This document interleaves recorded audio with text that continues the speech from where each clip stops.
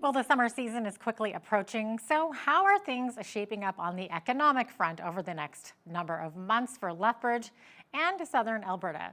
Well, joining me to discuss this in more detail is Trevor Lewington, CEO of Economic Development Lethbridge. Welcome back to Bridge City News, Trevor. Great to have you with us once again. Yeah, great to see you. Thanks for having me back. Excellent. Okay, so Trevor, overall, the Lethbridge area, is unemployment up or is it down? What's going on? Yeah, we've actually seen a very significant increase. So if we go back a year ago to April of last year, there were about 68,000 people employed in the census metropolitan area in Lethbridge. That number's risen by almost 9,000. So there's 77,000 people working now. That's a pretty strong job growth, and the size of our workforce has grown to match. So that's good news. That is good news. That's huge. Yeah, the unemployment rate fell to 6.4% in April, which was down slightly from March. And that's actually the first time we've seen that number pushed down since November. So, very encouraging signs for sure. Yeah, definitely. Okay, so you do have some great stats available on your website. And it looks like in the first quarter of this year, there was a significant uptick in construction jobs. So, what is driving that? Yeah, we saw a 4,000 job increase from the prior month, which is very significant. I think a big driver of that is housing starts. They're up significantly versus a year ago, so that's an encouraging sign for that part of the construction sector. And then, of course, we've got very large commercial and industrial projects like the expansion of McCain Foods. That $600 million investment is actually the largest capital investment that company's ever made in their facilities. And that's happening in Lethbridge County, just right down the road. So that's great for the region and all of the trades that are involved in that project. Yeah, no kidding. And I understand the manufacturing sector also saw some increases in jobs. So, where's that coming from, Trevor? Yeah, last month, manufacturing actually shed about 700 jobs. So we were down on a monthly basis, but that number is up 500 compared to a year ago. So manufacturing sector still very strong. And what we're seeing actually is Lethbridge beating the trend. So last year, 2023, Lethbridge region exported almost $2.2 billion worth of stuff to other places around the world. And that was an increase of 3.1%. And that happened at the same time both Edmonton and Calgary saw a reduction. So their exports actually shrank, and the Lethbridge region's exports actually grew. And of course, about two-thirds of our exports from this region are in fact manufactured goods. We've got some, everything from garbage containers to jet engine parts to all kinds of finished products that are shipped out of this region. And we're very fortunate to have that diversification in our local economy. Yeah, absolutely. I was going to ask you what kind of stuff that is, but there you go. Who knew? I had no idea. Thanks for that. Okay, so Trevor, there was certainly some good news for the town of Coaldale recently as well with the announcement of the new cold, which was a $222 million cold storage facility being built there. That's great news. Yeah, it's great news. I mean, not only will it contribute a number of construction jobs in the short term, but it will add 50 new permanent, well-paying supply chain jobs once the project is complete, and of course, property taxes to the town of Coaldale once they're operational. But it's really more important from a when you think about Canada's premier food corridor, which stretches along Highway 3, and you think about adding new cold chain or frozen storage really gives a lot of options to local processors, how they store and ship their products. And New Cold has a very long history of using very advanced technologies in their facilities. They operate in North America, in Europe, as well as Australia, actually. And so it's great to see a global player like them invest in our region. Tells me they understand the potential of what's going on here. And a lot of our local food processors that have frozen products can actually potentially benefit from having that new capacity in the system. So yeah, it's great all around for, of course, Coaldale, but the broader region and the food corridor itself. Yeah, and it makes so much sense to put it right there in Coaldale, right in the heart of it all. Absolutely. Okay, so where are things at with the new Lethbridge and District Exhibition Agri-Food Hub? I know they ran into some serious financial challenges recently. So are there any signs that things are starting to trend in a bit of a better way? Yeah, so there was a projected deficit this year for 2024 of about $6.5 million for the Lethbridge and District Exhibition. I know the staff are working real hard over there, both reducing expenses and controlling their costs, as well as trying to find new sources of revenue, of course. Part of the process, so the city of Lethbridge signed a memorandum of understanding with the district, Lethbridge and District Exhibition, and part of that involves a third-party review of their operations, hopefully to give that outside perspective on what could be done differently. And that process is just about to begin, so hopefully we'll learn some things as that report is being created. The key is really booking new events and really finding ways to utilize that impressive space. It's a world-class facility, and just the first week of May was one good example. There were three events held simultaneously on the very first weekend. There was the Alberta Esports Provincial Championships, there was Geek Fest, and there was also the High Level Innovation Conference. So if you were there that weekend, it was amazing to see these three big, well done events in the same building. Really, a lot of buzz and traffic, and we just need to do more of that to make sure we're using that great facility to its maximum potential. Yeah, it was hustling and bustling, that's for sure. Yeah. Okay, so Trevor, professional, scientific, and technical services saw a decline in the number of jobs. So why is that a trend there? Yeah, so we've lost about 2,300 professional, scientific, and technical jobs over the last year. And that, of course, is very concerning to us. That sector actually nationally across Canada has seen big gains. So Lethbridge is definitely an outlier. We want to try and understand that a little bit.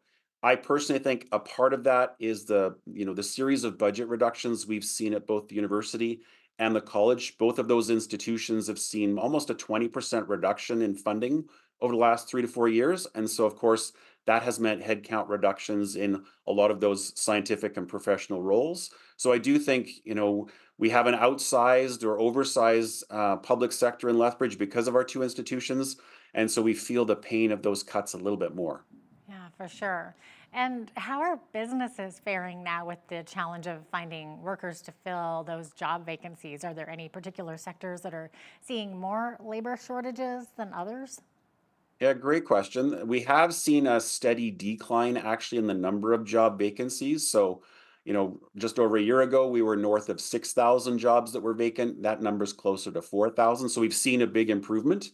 And job vacancies, of course, are a concern because businesses often have to either curtail their production or they, maybe reconsider expansion projects if they don't have enough staff to run. So when we do our Brighter Together business survey every fall, usually what comes to the top as one of the key concerns of business is workforce and the availability of talent. And this past fall was the first time ever that workforce was not the number one concern. So that tells me things are starting to shift and we are seeing some improvement. The vacancies, for the most part in our region, are the skilled trades, as well as a category called equipment operators. So these are not typically entry level minimum wage type jobs that are difficult to fill. It's more those skilled and very skilled positions. And so, we've seen some investments from the province at Lethbridge College to add more spots in the trades. We've seen a number of micro credentials being developed in our region. And so, again, it's just working with industry to understand what are the top issues and trying to find some of those solutions. And switching gears here to the housing market. So the prices of houses have risen quite significantly since last year. So is that good news, Trevor? And do we know what is driving those prices up? Yeah, I think it depends a little on your perspective. It's great news if you're selling. It's not so Hmm. good if you're then buying. Lethbridge was again a bit of an outlier. In 2023, housing prices on average in Lethbridge grew about 22%, whereas the average for the rest of Alberta was only about 12%. So Lethbridge grew almost double the pace of the rest of the province. A chunk of that is driven by population gains. So Lethbridge grew by 3.4% last year. And so in real numbers, that means we have about 4,500 new people in our region that we didn't have a year before. And so those 4,500 people have to find a place to live or to rent, right? And that's actually the fastest rate of growth we've seen since we've been tracking those numbers since 2001. At the same time, we added all of these new wonderful humans to our region. Housing starts were way down in 2023. So we dropped from about 816 in 22 down to just 243 last year. So that created a real short supply at a time when demand has never been higher. And that, of course, pushes prices up. So we've seen housing starts rebound this year. There's lots more supply being added to the market. That's really great news. but population shows no sign of slowing down. There's still a lot of movement from other provinces across all of Alberta. Alberta continues to outpace the entire country in terms of population. So I think Lethbridge will still see the pressures of that moving forward. Yeah, I think it surely will. And with that said, Trevor, do you foresee a housing crisis happening here, kind of similar to what Calgary is going through right now? Yeah, I mean, like I said, the good news is housing starts are up, so that's important. Also, it's in the multifamily category, which is typically where most families start, whether it's an apartment or a condo or something like that. The city of Lethbridge itself is undertaking a review of the land use bylaw, and the reason that matters is, of course, making zoning and building easier, which is hopefully the outcome of that process. And a number of communities around the city within the broader region have undertaken similar activities. So it's a combination of tactics from multiple levels of government, but we need to try and make it easier to build homes. We needed to make it more affordable for people to get into them. Absolutely. Now, can you give us an update from any of the surrounding southern Alberta communities? Yeah, I mean, we've already talked about Coaldale and the new Hmm. cold investment, of course. The McCain food investment in the broader Lethbridge County region is certainly helpful. Most communities in the region are seeing the same kinds of population growth trends that Lethbridge Hmm. is, which is encouraging. We know a number of communities are holding their property tax rates flat, and a few of them have even lowered their property taxes. And that's being driven by the fact that assessed values are up so much. So that's good in the sense that we have many municipalities that are in a decent financial shape and they're able to hold their property tax rates flat, which I think is encouraging. Yeah. Biggest concern for the region right now, of course, I think is the potential impact of drought as we move into the summer. And if those conditions persist, this is, of course, the third consecutive year that we'll be in a drought like situation. So that could have a real big impact on our largest sector, which, of course, is agriculture. Agriculture. Yeah, that would be a little bit discouraging, that's for sure. Let's hope things turn around there. So, Trevor, how are things looking for the ag sector? Speaking of agriculture, it's been, a really dry winter, but the rain lately must be good news this spring, right? Yeah, I think the most important thing is that reservoir levels have improved dramatically.